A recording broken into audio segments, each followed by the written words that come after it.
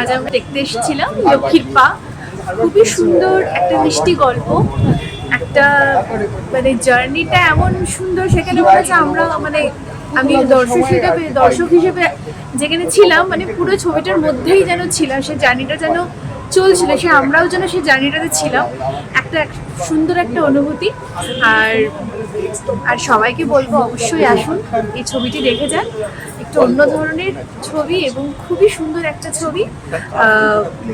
অসংখ্য ধন্যবাদ পুরো টিমকে, লক্ষ্মীর পা। থ্যাংক ইউ সো মাচ এরকম একটা আমাদের সুন্দর একটা মিষ্টি ছবি উপহার দেওয়ার জন্য। খুবই লিরিক্যাল, পোয়েটিক অ্যান্ড ফটোগ্রাফি খুব সুন্দর, সব কিছু খুব সুন্দর, দেখতে ভালো লাগে। তোমার ছবিটা কেমন লাগলো?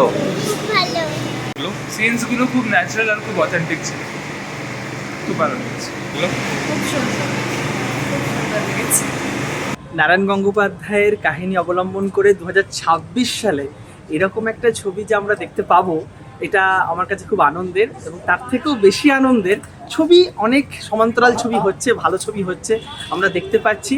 কিন্তু আমার কাছে বিশেষ গর্বের হচ্ছে কাজল শম্ভুদা এই ছবির মুখ্য চরিত্রে অভিনয় করে, যাকে আমি দেখেছি থিয়েটার থেকে আজকের এই মানে পশ্চিমবঙ্গে কীভাবে নিজের জায়গাটা তৈরি করেছে, তাকে আমি বড় পর্দায় দেখলাম। এটা আমার খুব আনন্দের। এবং এই রকম ছবি আরও হোক। 2020 থেকে 22-এর নির্মাণ পর্বের ছবি 2026-এ আমাদের দেখতে হচ্ছে, এইটা একটু দুর্ভাগ্যের।